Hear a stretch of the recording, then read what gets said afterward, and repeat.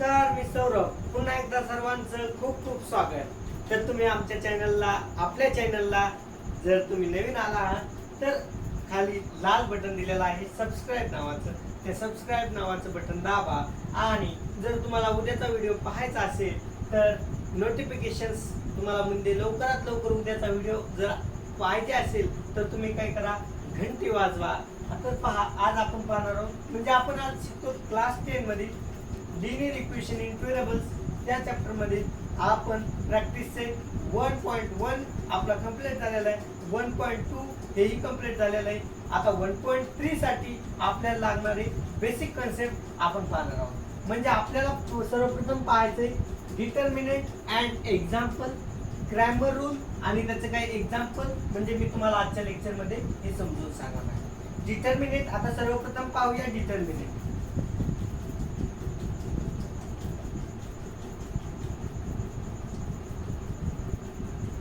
आता पहा डिटर्मिनंट काय असतो.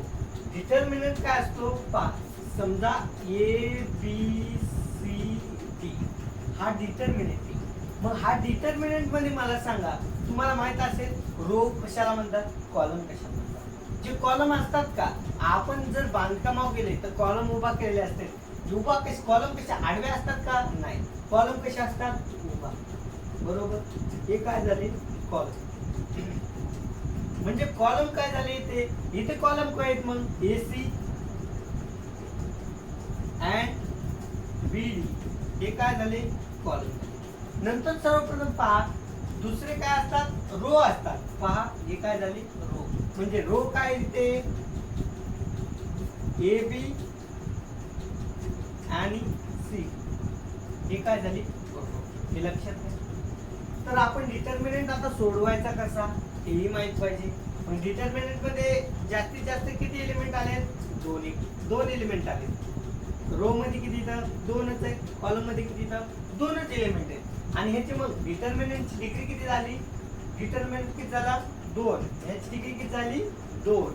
हे लक्षात राहू. तर पहा आपण सोडवतो कसं. पहा डिटर्मिनंट काय करायचा, याचं क्रॉस मल्टिप्लिकेशन करायचं, याचं क्रॉस मल्टिप्लिकेशन. तर पहा म्हणजे काय करायचं, ए डी म्हणजे काय केलं, यांचं क्रॉस मल्टिप्लिकेशन केलं आणि BC चे किंवा CB असे लिहू शकतो. मायनस बी इंटू सी. आपण काय केलं, यांचं क्रॉस मल्टिप्लिकेशन केलं आणि यांचं क्रॉस मल्टिप्लिकेशन केलं. तर पहा मग आता एडी मायनस BC. आता समज हे काय झालं, आपला हे मेन फॉर्म्युला आहे, लक्षात राहू द्या. ज्यावेळेस आपण सर्वप्रथम जर हे झाले 1 नंबर आणि 2 नंबर हे लक्षात घ्या. मी काय म्हणतो, मी 1 नंबरची स्टेप्स काय आहे, ए इंटू डी करायचं. म्हणजे इथे काहीतरी एलिमेंट आपला येणार आहे, 1 येईल, 2 येईल, 3 येईल, 4 येईल, काही बी येऊ शकतो. किंवा इथे 5 येईल, 6 येईल, 7 येईल, किंवा 0 येईल, 1 येईल, -1 -2 काही येऊ शकतं. त्यावेळेस मी काय सांगितलंय, या दोघांचं काय करायचं, क्रॉस मल्टिप्लिकेशन करायचं आणि या दोघांचं काय करायचं, क्रॉस मल्टिप्लिकेशन करायचं. सर्वप्रथम यांचं करायचं. नाहीतर तुम्ही जर पहिल्यांदा हे घेतलं आणि दुसऱ्यांदा हे केलं काय होणार, तुमचं गणित चुकेल. मग त्यावेळेस काय करायचं, सर्वप्रथम हे घ्यायचं 1 नंबरचं एडी मायनस बीडी, एडी मायनस बीसी लक्षात राहा. मग मला सांगा, मग डिटर्मिनंट आपण सर्वप्रथम मी काय सांगितलं, डिटर्मिनंट मध्ये रो किती येतं, 2 रो आहेत. कॉलम किती येतं, 2 कॉलम आहेत. आणि त्याची डिटर्मिनंटची डिग्री किती सांगितली, 2 सांगितली. त्याचा फॉर्म्युला तयार काय झाला, एडी मायनस बीसी. हा झाला जनरल फॉर्म्युला आहे. म्हणजे जनरल डिटर्मिनंट असेच सोडवतात. पण तुम्हाला आता सर्वप्रथम, आता तुम्ही नवीन आहात तर आता हे लक्षात राहू द्या. म्हणजे जितका जास्त आपण प्रॅक्टिस करतो का तितकं आपल्याला समजतं. ठीक आहे. पहा तर मी तुम्हाला काही एक्झाम्पल पाहतो. म्हणजे आणि डिटर्मिनंट कधीही कॅपिटल लेटर्सनी दाखवतात. डिटर्मिनंट कधी कशाला दाखवतात, कॅपिटल लेटर्स. कॅपिटल लेटर्स कोणते असू शकतात, ए असू शकतात, बी असू शकतात, सी असू शकतात, डी असू शकतात, ई झेड पर्यंत कोणतेही कॅपिटल अक्षराने दाखवू शकतात. पण कसं, कॅपिटल अक्षर. पहा म्हणजे एक्झाम्पल मी सांगतो, कॅपिटल ए आणि डिटर्मिनंट दिलेला आहे 1 2 3 4. मी काय आता एक्झाम्पल दिलं. पहा तर आपल्याला सोडवण्याचं काय स्टेप्स आहेत पहा. सर्वप्रथम आपण काय करू, हा डिटर्मिनंट आताच आपण पाहिलं होतं ना, डिटर्मिनंट कसा सोडवतो पहा. म्हणजे मी काय सांगितलंय, एक नंबरची स्टेप्स काय, एक नंबर पहा, हे एक नंबर म्हणजे हे एक नाही बरं का, ही एक नंबरची स्टेप्स म्हणतोय, एकच्या जागेवर दोन येऊ शकता, असं तुम्ही अर्थ समजून घ्या. ठीक आहे, म्हणजे मी काय सांगितलंय, सर्वप्रथम ही स्टेप्स काय सांगते, या दोघांचं काय करायचं, मल्टिप्लिकेशन करायचं. किती येईल यांचं मल्टिप्लिकेशन, 1 into 4 किती येतील, 1 into 4. आणि नंतर काय करतो, या दोघांचं क्रॉस मल्टिप्लिकेशन. पण काय लावतो आधी, त्या आधी मायनस, 3 into 2 किंवा 2 into 3. तर पहा 1 into 4 किती झाले, 4 minus 3 into 2 6. म्हणजे 4 minus 6 किती झाले, -2. हे झालं आपला डिटर्मिनंट आणि त्याचं एक्झाम्पल. ओके, तर पहा अजून एक एक्झाम्पल. जर तुम्हाला हे लिहून घ्यायचं असेल तर एक स्क्रीनशॉट काढून घेऊ शकता. आपण त्यावरचं एक एक्झाम्पल पाहू. तर पहा एक्झाम्पल, अजून एक एक्झाम्पल पाहूया म्हणजे जास्त समजेल. हे तर लिहून घेतलंच असेल तुम्ही आता.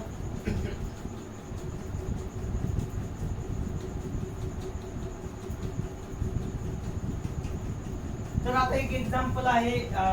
एक्झाम्पल आपण काय देऊ, 2√3 9 2 3√2 हे एक्झाम्पल. आता हे एक्झाम्पल कसं सोडवता येईल पहा.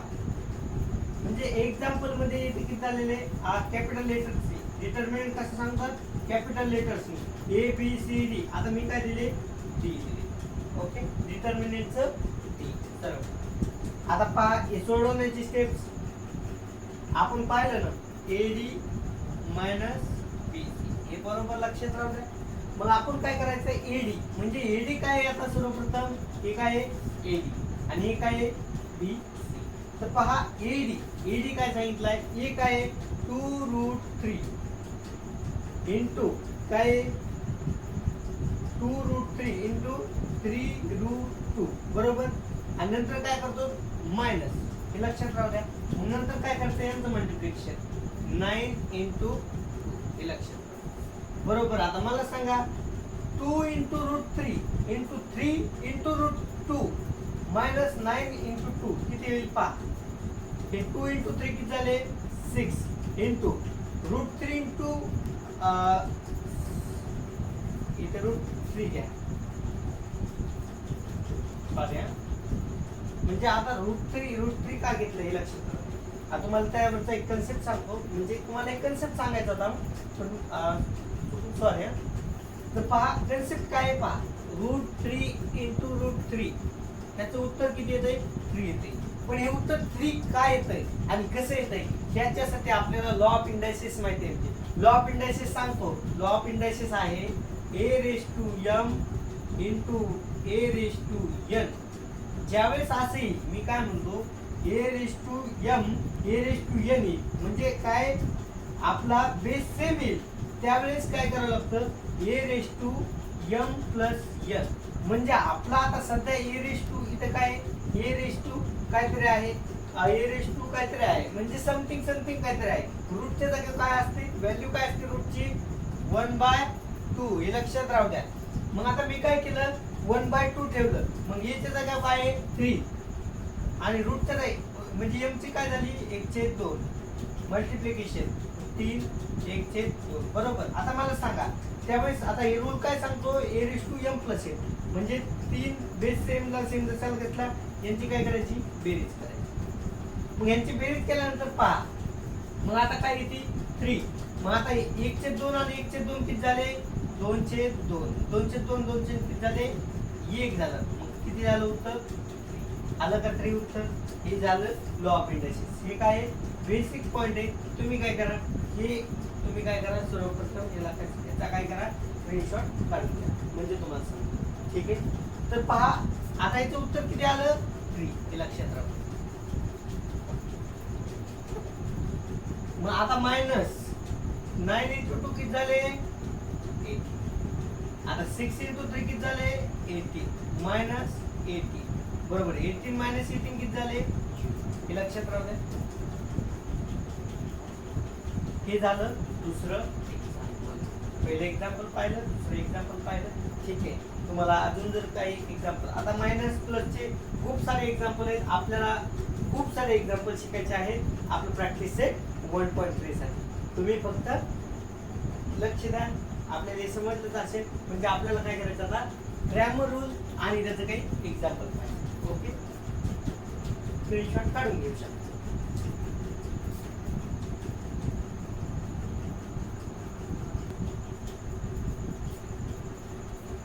आता ग्रॅमर रूल पाहायचा आपल्याला. तर ग्रॅमर रूल पण डिस्कवर केलेला आहे. स्विस मॅथमॅटिशियन गॅब्रियल क्रॅमर यांनी काय केलेलं आहे, हा ग्रॅमर रूल फाउंड केलेला आहे. म्हणजे ह्यांचंच नाव आपलं, ह्यांचं म्हणजे या सायंटिस्टच नाव काय दिले, या ग्रॅमर रूलला दिले. ओके, या मेथडने आपण दोन मेथड शिकलेलो आहोत. ग्राफच्या मार्फत शिकलो. एलिमिनेशन मेथड म्हणजे सायमल्टेनियस इक्वेशन, दोन इक्वेशन दिल्या असताना त्याचा ग्राफ काढला, ते दोन इक्वेशन सोडवले, पण त्या सोडवल्या असताना एक्स आणि वायच्या किमती मिळाल्या होत्या. म्हणजे आता ग्रॅमर रूलने त्याच्या पद्धतीने काय केलंय, त्याच व्हॅल्यू मिळतात. आपण ज्या एक्स आणि वायच्या किमती मिळतात त्याच व्हॅल्यू ग्रॅमर रूलने मिळतात. पण हे काय ग्रॅमर रूल. पण ग्रॅमर रूल काय सांगताय, दोन इक्वेशन मिळतात, त्यामध्ये पण काय a1x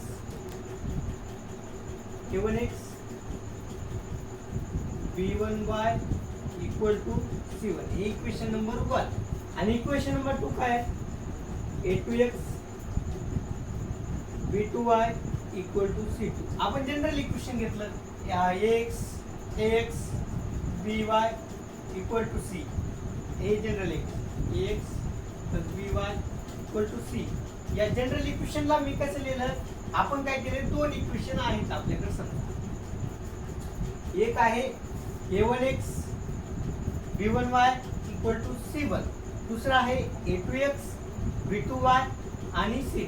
म्हणजे हे काय केले, मी दोन इक्वेशन आपल्याला दिले असताना, म्हणजे आपल्याला परीक्षामध्ये काय करणार, दोन इक्वेशन दिले असतात. म्हणजे a ची या a च्या काय, a च्या b च्या c च्या काय करतात, वेगवेगळ्या किमती दिल्या जातात. मग त्यावेळेस आपल्याला ग्रॅमर रूलने कसं सोडवायचं, तर ते आपण स्टेप्स पाहणार आहोत.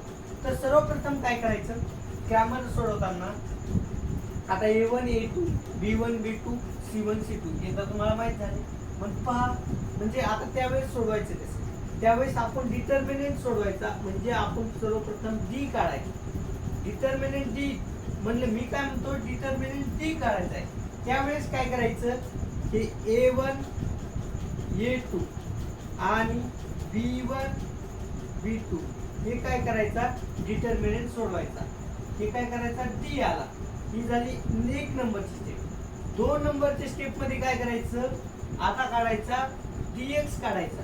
म्हणजेच काय करायचा, dx काढायचा आहे. याचा अर्थ x च्या टर्म घ्यायच्या नाही. मग काय आलाय टर्म, b1 b2 आणि c1 c2. हे झाली नंबर 2 ची स्टेप. आता नंबर 3 ची स्टेप्स काय आहे पहा. आता मी काय म्हणलो होतं, एकदा आता काय करायचं, c1 c2 आणि नंतर आहे a1 a2. हे काय करायचं, नंबर 3 म्हणजे हे झालं d, हे dx आणि हे काय काढलं, dy काढलं. त्यावेळेस x ची टर्म घ्यायची नाही. मग c1 c2 आणि a1 a2 हे राहिलेली टर्म काय घेतलं, नंबर 3. या नंबर 3 हे आपल्याला काय करायचे, 3 डिटर्मिनंट सोडवायचे. आणि हे 3 डिटर्मिनंट सोडल्यानंतर आपण काय करायची, आपण काय करतो, x आणि y ची किमती काढतो, बरोबर. मग x ची किंमत काढण्यासाठी काय करायचं, जे dx आलेला आहे का, जे dx आलेला आहे त्याला काय करायचं, या d नी भाग द्यायचा. मी काय म्हणतो, dx जे आलेला आहे त्याला काय करायचं, d नी भाग द्यायचा. म्हणजे आपल्याला x ची किंमत मिळेल. मग आता तसंच y चं सेम असेल. मग dy हे काय येतं, dy. मग dy ला काय करायचं, सेम काय करायचा, d ने भाग द्यायचा. म्हणजे आपल्याला काय करतात, x आणि y च्या किमती मिळून जातात. हे आहे ग्रॅमर रूल. ग्रॅमर रूल म्हणजे आता तुम्हाला दोन एक्झाम्पल दिले असतील, त्यावरून a1 a2 b1 b2 c1 c2 याच्या किमती काढायच्या. मग त्यावरून काय करायचे, हे डिटर्मिनंट सोडवायचे. म्हणजे आपण काय करू, यावर एक एक्झाम्पल सोडवूया. म्हणजे आपल्याला जास्तीत जास्त समजेल अशी अपेक्षा आहे. आणि समजलं असेल तर तुम्ही काय करा, एक स्क्रीनशॉट काढून घ्या, म्हणजे आपण काय करू लवकरात लवकर एक एक्झाम्पल सोडवू.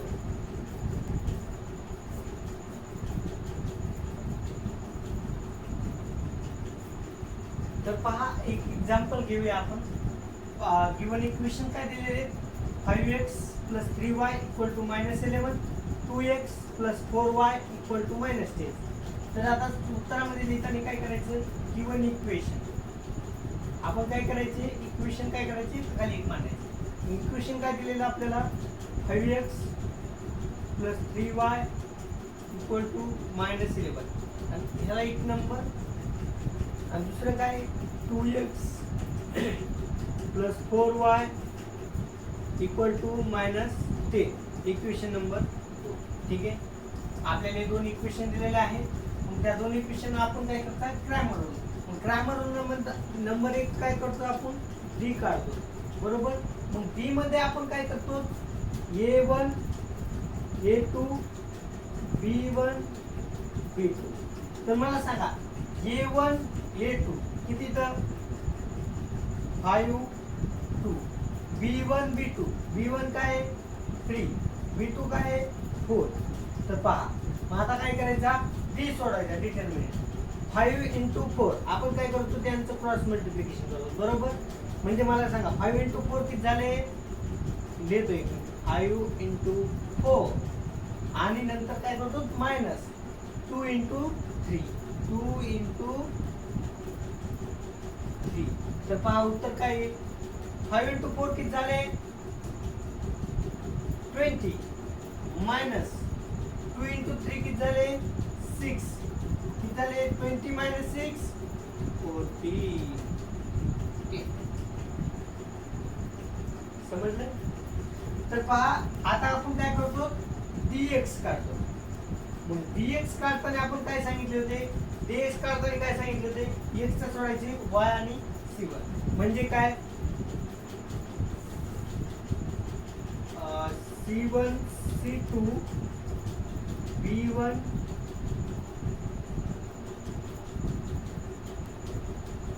b2, बरोबर ना.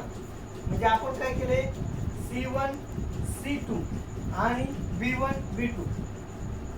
तर पहा आता त्यावेळेस आपण काय करते, c1 काय येतं -11 -10, आणि b1 काय दिलेले आहेत आपले, b1 b2 काय दिलेले आहेत 3 4.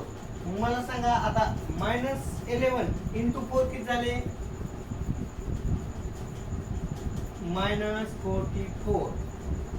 हे ऑलरेडीचं मायनस, -10 × 3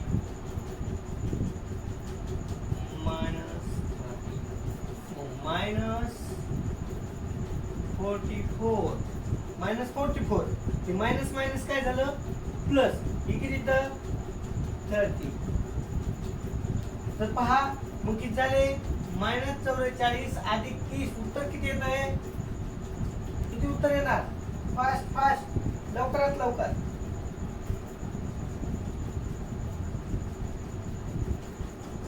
इथे ऍडिशन करायचं म्हणजे का, मायनस आहे इथे प्लस, मग त्यावेळेस काय करतो आपण सबट्रॅक्शन. फर्स्ट लेक्चर मध्ये तुम्हाला मी सांगितलं होतं.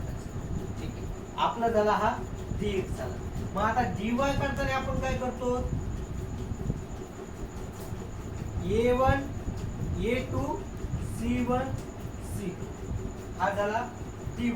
मग dy आता मला सांगा, मग a1 a2 काय येतं 5 2, बरोबर ना. आणि c1 c2 काय -11 -10. मग आपण हे जर ज्यावेळेस आपल्याला हे माहित असेल त्यावेळेस हे सोडवता येईल. म्हणजे आपल्याला सर्वप्रथम आता ग्रॅमर रूल माहित आहे, म्हणजे आपण ग्रॅमर रूल आताच पाहिला, त्यावेळेस काय करायला आपले एक्झाम्पल सोडवले. मग dy च्या किमती आपण काय करायच्या, a1 a2 c1 c2 घेतल्या, बरोबर. मला सांगा आता -10, आता हे काय करायचं, क्रॉस मल्टिप्लिकेशन यांचं. किती येईल, 5 × -10 -50, ऑलरेडीचं मायनस फॉर्म्युलामध्ये. आणि नंतर 2 × -11 किती झाले, 2 × -11 2 × -11 किती झाले, -22. तर उत्तर काय येईल मला सांगा. -50 मायनस मायनस प्लस, मग उत्तर किती येईल?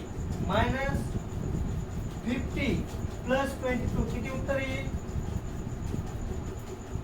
म्हणजे 50 मधून 22 गेले, किती राहिले? 28. मोठ्या संख्येला चिन्ह काय आहे? मायनस. किती आलं? उत्तर किती आले? 28. मग आपल्याकडे d ची किंमत आहे, dx ची किंमत आहे, dy ची किंमत आहे. नंतर त्यानंतर आपण काय करतो? x आणि y ची किंमत काढतो. बरोबर?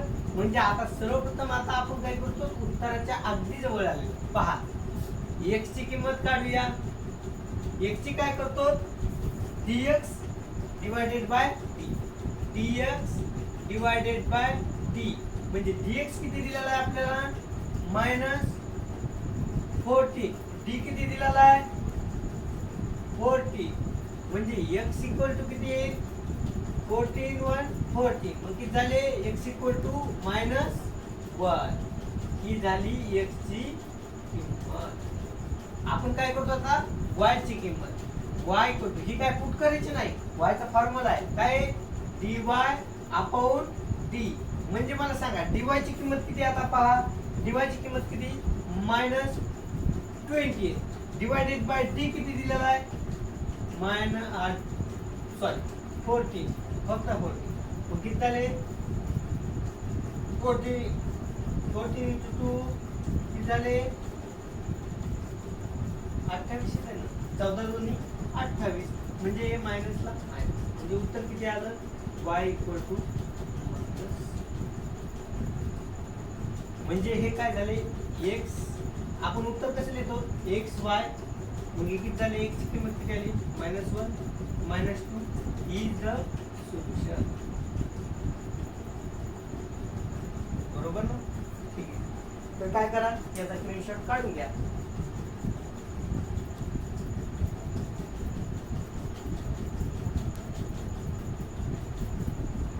तर तुम्ही चॅनलला सबस्क्राईब केलेलं नसेल तर लवकरात लवकर चॅनलला सबस्क्राईब करा. म्हणजे तुम्हाला उद्याच्या नोटिफिकेशन, म्हणजे असेच व्हिडिओ, नवीन व्हिडिओ तुम्ही जर मला असंच प्रतिसाद दिला, तुम्ही असं खूप छान असा प्रतिसाद मिळत आहे तुमच्याकडून, असाच प्रतिसाद मिळू द्या. म्हणजे मलाही उत्साह निर्माण होईल, असं तुमच्याकडून अशीच अपेक्षा आहे. तर सर्वप्रथम व्हिडिओ पाहिल्याबद्दल सर्वांचे खूप खूप धन्यवाद.